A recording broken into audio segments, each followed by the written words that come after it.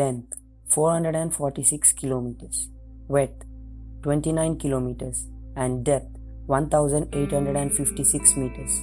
What is this place? It's a steep-side canyon carved by a Colorado River in Arizona, United States. It has a history about 20 billion years. The river Colorado has driven and downcutted the tributaries and gives rise to the cliffs and simultaneously deepening and widening the canyon. Actually, this place is inhabited by the Native Americans.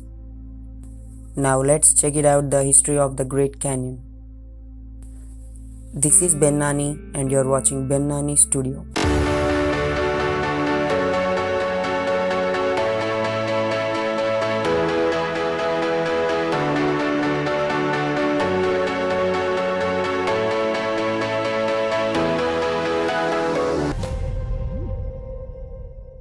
Okay, now who discovered this place?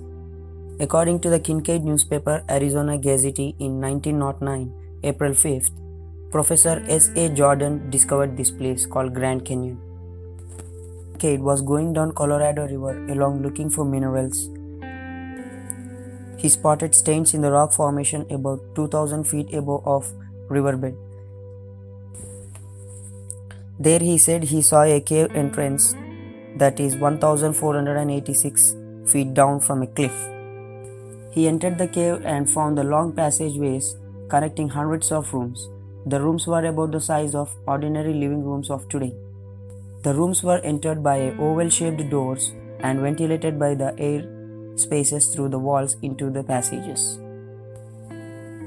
It's very stunning that the walls are 3 feet inches.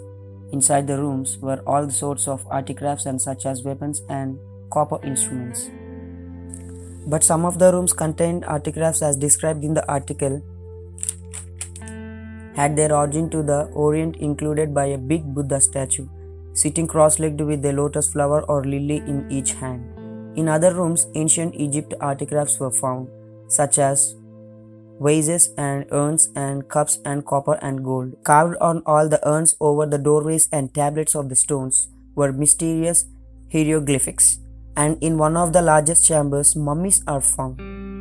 And here comes the twist now. And in one of the largest chambers, mummies were found.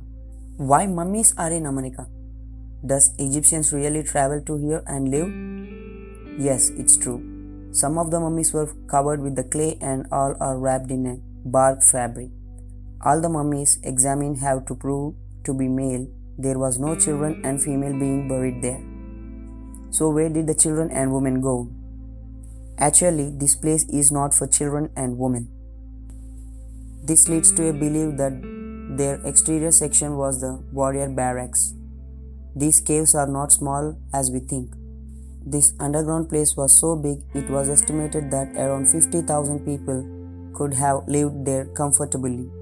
Kincaid collected some of the items he found and shipped them back to the Smithsonian Institute in Washington, D.C.